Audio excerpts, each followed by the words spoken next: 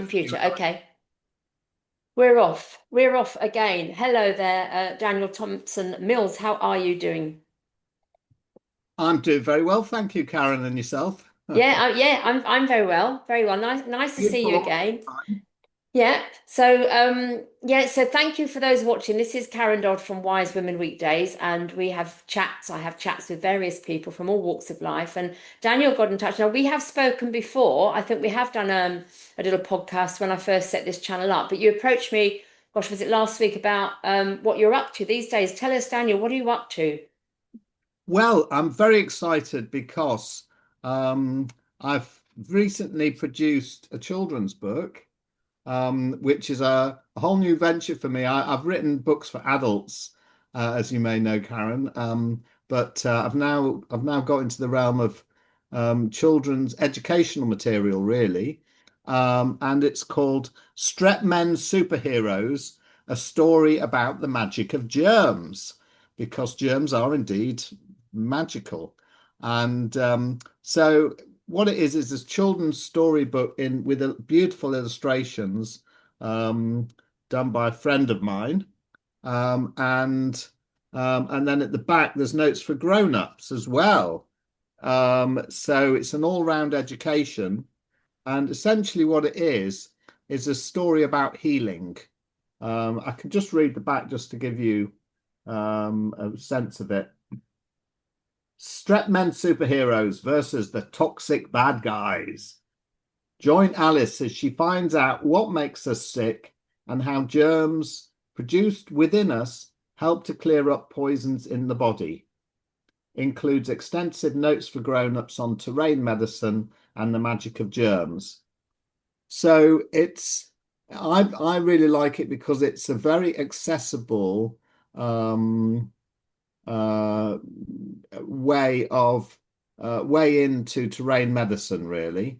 Mhm. It's very accessible. Obviously, not it's for children, principally, but also for people of any age, really. Uh, Yeah. I mean, you sent it to me and I read it very quickly because it was a very easy to read and very pleasant book to read. Like you said, the illustrations are brilliant, really nice. I spent some time looking at those lovely drawings actually, and the words, the way you've written it, are very simple, and it kind of takes me back to my childhood of, when you drop something and it gets a bit dirty, you brush it down and you eat it. I was brought up if it's and I brought my children up if it's muddy, if it's dirty, just give it a wipe and shove it in your mouth because your body can deal with the germs. And I think that's what we're alluding to here. We're not, you're teaching people to go back to that kind of theory, if it's a theory.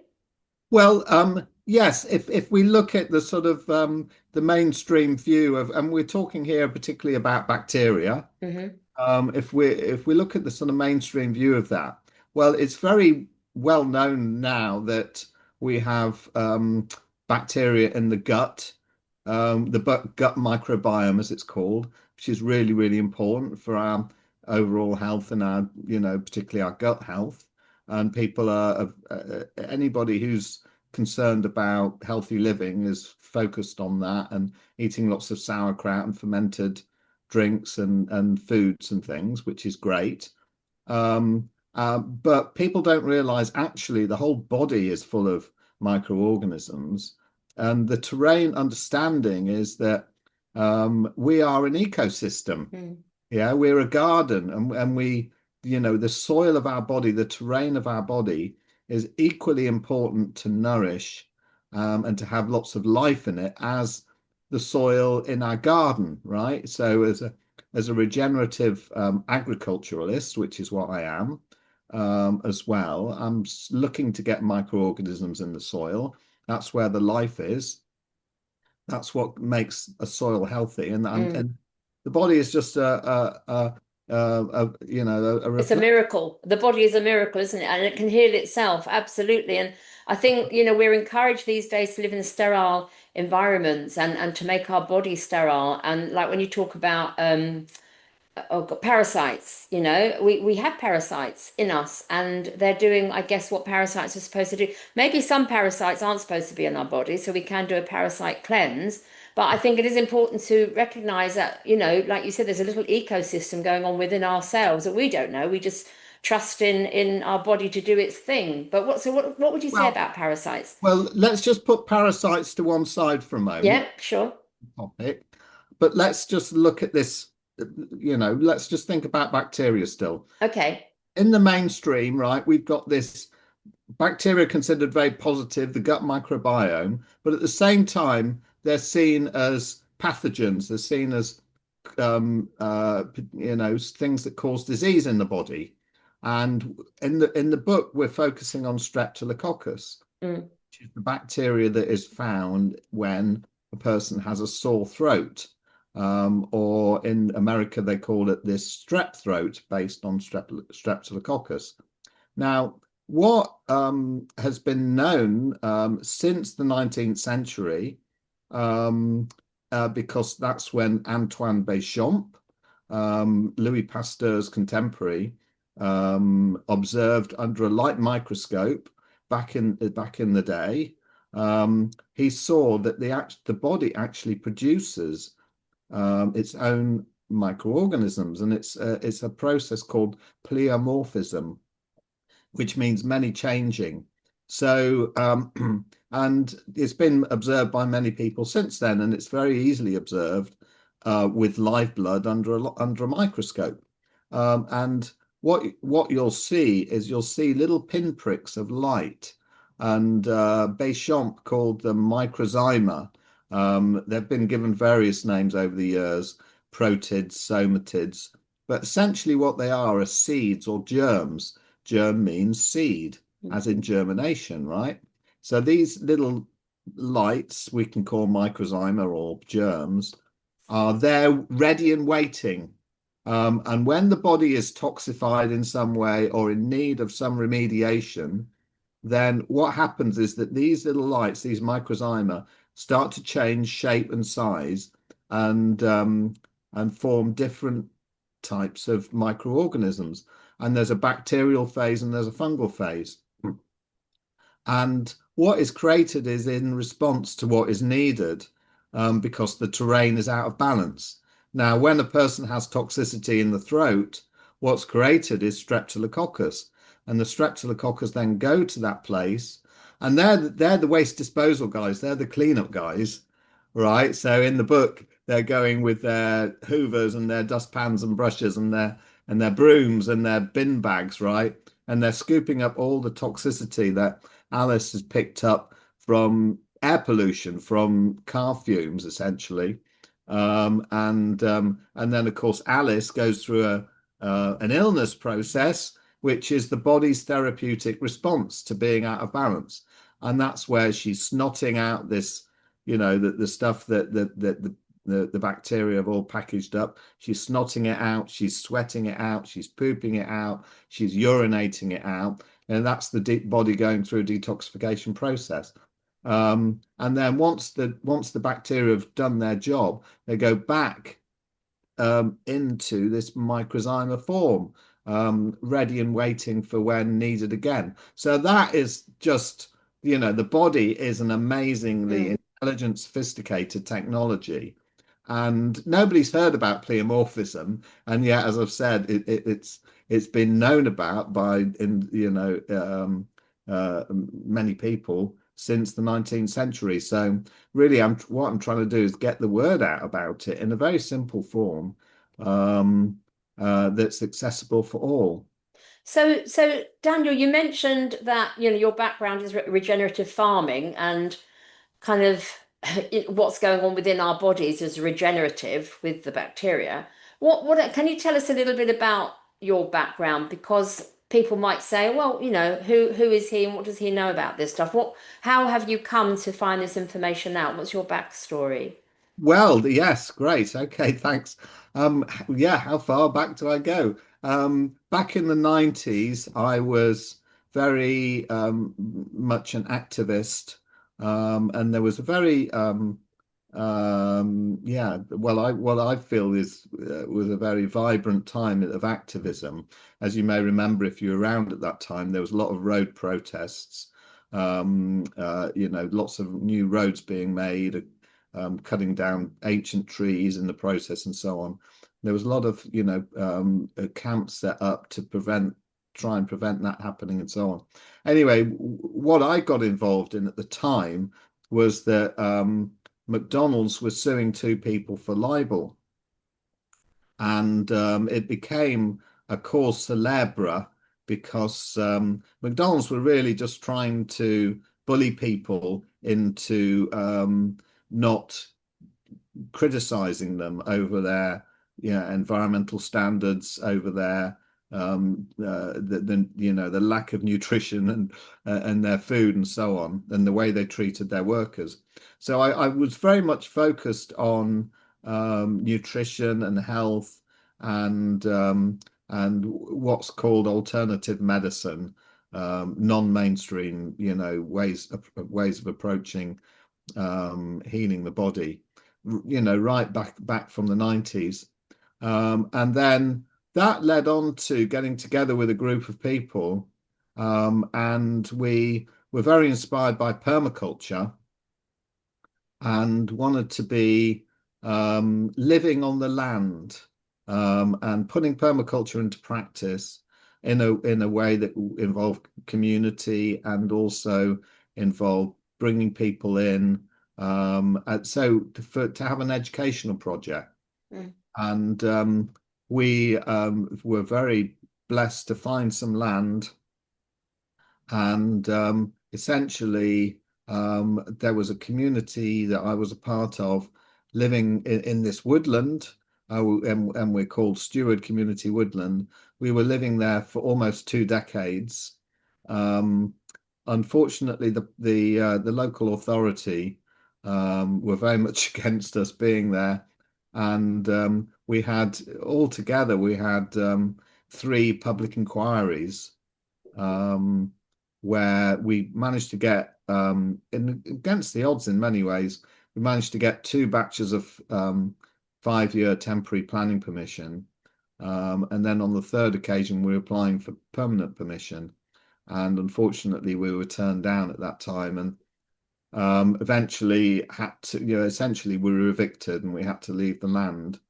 But we still own the land, and we still do things there. But the residential element of it had to end, unfortunately, which is quite a big thing. So I've been, very connected with growing food, with being off grid, producing our own energy, living in community, managing a woodland, and so on and so on for a long time now. So yeah, I've got sort of very much my hands in the earth, and these days I've got an allotment, so I'm harvesting all my squash and my last of my cucumbers, and Mm. It's a um, great time of year, isn't it? The it's a harvest. lovely time of year Yeah, to the have colours and the food that we that time of produce. harvest.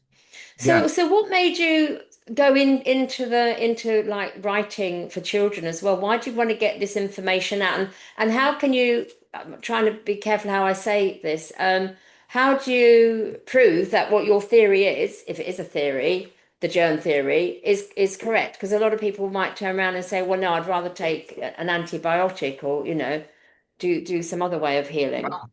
Yes, of course. What happens is and there's a beautiful illustration in the book of this, that while the germ firemen are trying to put out the fire, in conventional medicine, what happens is they see they see the streptococcus in this case at the site of disease, the fireman at the fire, and they say that the fireman caused the fire. And that's when, oh, we need to take antibiotics. Well, that's wonderful. It suppresses the symptoms. A person feels better, but actually, you haven't dealt with the underlying causes. You haven't cleared the underlying toxicity. And in fact, by taking an antibiotic or something similar, you're toxifying the body even more. So Mm, you're just kicking the can down the line. And if you carry on doing that time and time and time again, then that's what leads on to chronic issues and much more severe conditions that the body is out of balance. yeah. Now you say how this you refer to this as the theory. Well, I would say very much that the germ theory of disease, which is the mainstream model, which is essentially that we're under attack from all these pathogens, be it viruses or bacteria or whatever, and they're trying to invade the body and take over the mechanisms of the body or and create disease. And so we have to, we've got our own defense forces, our antibodies, and all these T cells and so on. And it's a battlefield model. It's a war model. There's a war going on, and the body might not be good enough to beat off these pathogens, so it needs aiding with whatever the pharmaceutical industry wants to offer, right?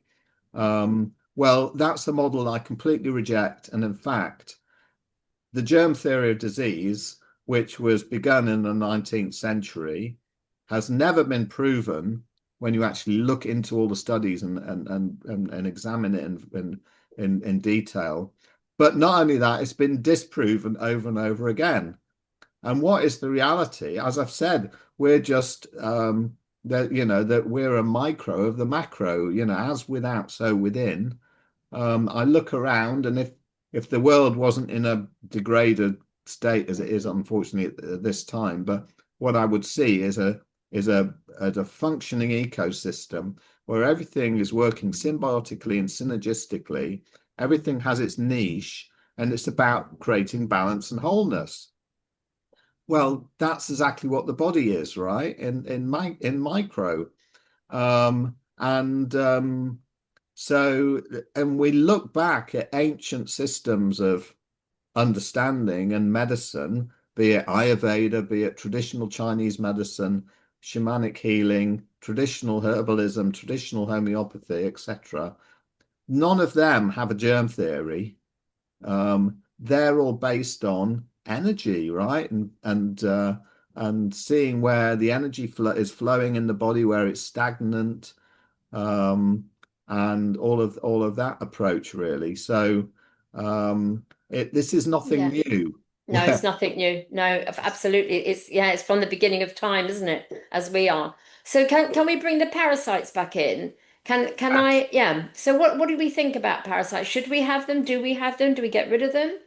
Okay, so this is where it gets a bit controversial in the sort of alternative uh, Hmm. world of viewing, human health and so on. My take on parasites, and the word might not really be conducive here in this regard, because obviously parasite sounds like, they're out to, invade the body and take, and sap our energy, or or whatever. Actually, what are they? They're worms. Let's just, give them the right word. If we look at, there's worms in the soil, and we want worms in the soil for our garden's health. And we've got worms in the body. Now, what are they doing? Well, all the evidence points to the fact that one of their key roles is to clear the body of heavy metals. So they're part of the body's remediation system. They're part of the kind of waste disposal cleanup guys, right? These worms.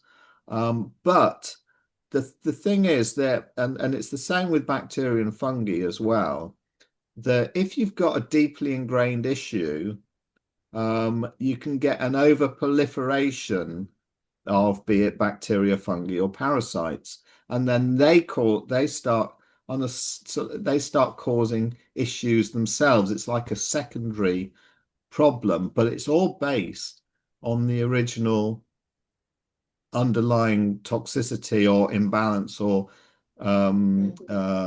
whatever it might be. You've not got the right nutrition or whatever. So then, so my own, for example, my own experience has been very much around candida in relation to this. So I'm very affected by man-made electromagnetic fields, Wi-Fi and all of that sort of stuff. And I'm what's called electrosensitive. So it affects my body's health, and that brings about physical symptoms, be it headaches or fatigue and things like that. And what happens is that the fungi, the Candida fungi, come in to help clear up that toxicity. But because I'm not able to um, significantly, well, beyond what I've already done, reduce or eliminate my exposure because it's everywhere, essentially. Wi-Fi is everywhere, then this toxicity is sort of ongoing, and the candida therefore can overproliferate. So then they start to cause their own issues, right? Which is when it is sensible to do, and I've certainly something I do and do from time to time, a what's called a candida diet, which is essentially a low carb or no carb diet because carbohydrates, feed fungi, to kind of quell the fungi as much as possible. And then that helps me then to focus once I've been doing, once I've been doing that, then I can focus more on actually clearing the underlying causes. And once they're cleared, then the fungi will, as I say, they'll no Mm. longer be needed, and they'll go away, or they'll wait and they'll become dormant again. Yeah. Same with the parasites, these worms. So this is a controversial issue, and I feel that for everybody, it's up to you what feels right for you and what works for you. But I would certainly caution against doing parasite cleansers. But everybody's got to follow their own intuition Mm. and do their own research. So I'm certainly not here to tell people what to do, but I'm just giving you my perspective on. Mm. No, thank you. Thank you. So also I was going to ask you what made you write this book at this moment in time? Has something triggered you? Well, yes, something triggered me almost 3.5, 4 years ago, in fact, because what happened was, as a result of my own health journey, where become very ill and depleted, and then had managed to recover from that. And as I was recovering, um, uh, that was all my own personal journey, but it was at the time of the wider COVID um, thing that was going on, and so because I wanted to understand what had happened to me and why had I become so depleted, and various things had happened to me along the way in terms of illness and how that had been portrayed to me from my doctors, my NHS doctors. I wanted to sort of do my own research, understand that. At the same time, I wanted to understand much more about uh, what was going on generally and how that was being portrayed and whether that was actually true. So the research from that, which is something I wasn't expecting, led on to me writing a book. And this was very much with the encouragement of friends who could see that I was becoming very passionate about this topic.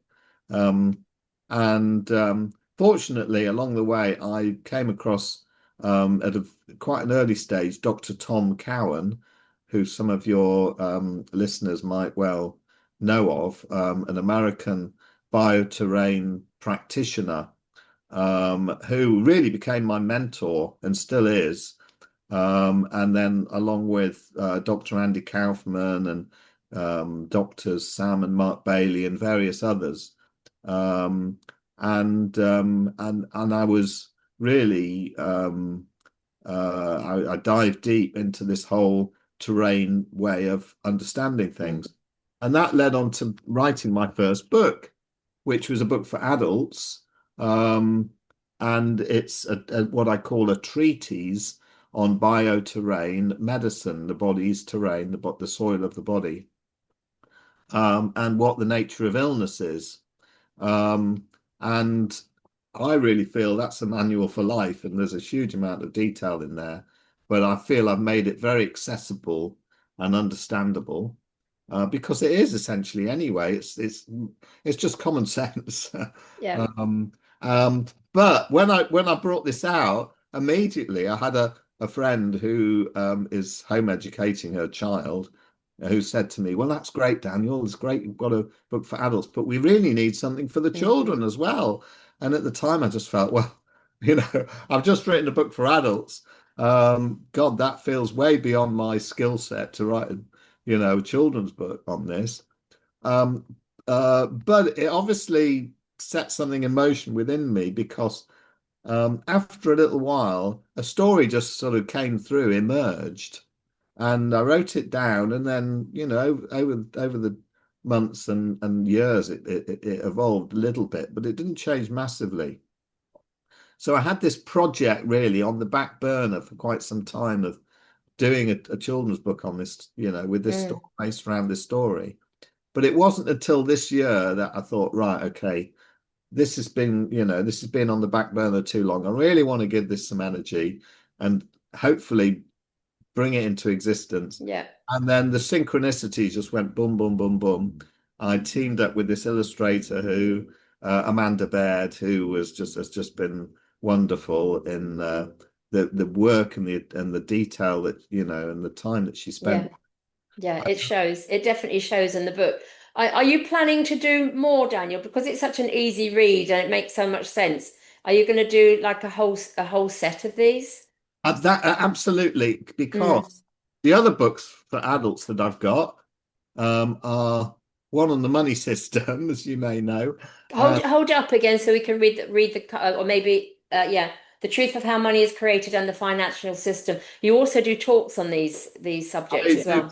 presentations around the country on these, yes. And I've got one on the case against man-made climate change, Yeah. looking into actually what's going on with the climate. And but all my books essentially are not just talking about the mainstream conditioning and breaking through that, and understanding how we're being hoodwinked in so many ways. But they're about empowerment. They're about how we go from here. It's about building resilience, creating parallel societies, where we're getting off the mainstream systems as much as possible, Yeah. and so on.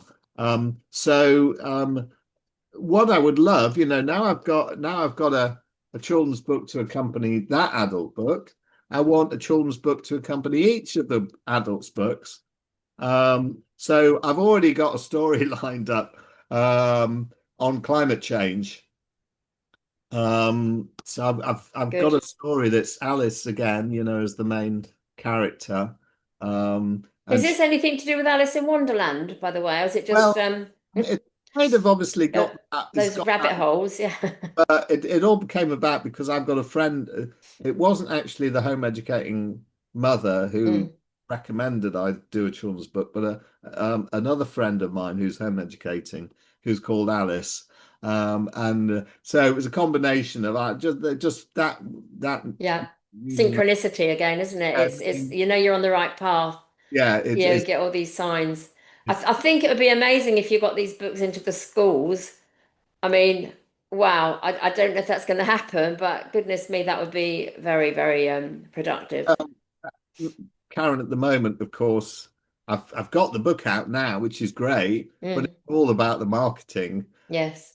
which is a bit of a slog, to be honest. Yeah, nobody likes marketing. Why it's wonderful to be on your podcast to get the word out about this Yeah, book. well, let's hope enough people watch it and they actually, go out and buy it just to support you. I mean, it's a great idea to buy it and give it to people, but how can they buy it? Where can they find it? Are you on Amazon? Are you in that jungle shop? No, I'm not on Amazon. I totally avoid Amazon. I self-publish, and I've got my website, Yep, which is where people can buy the book through. It's called dandelionspeaks.msvr.uk. So dandelion as in the plant, Dandelion, speaks.msvr.uk. And you can also find me on Facebook, Daniel Thompson Mills, if you're on Facebook, and get hold of me that way. Fabulous. So people can go onto the website, get the hold of the book. Can they also find your movements where you are, if you are going around the country talking on these various subjects? Yes, yes, yes, that's Okay, right. Yeah. brilliant. Okay.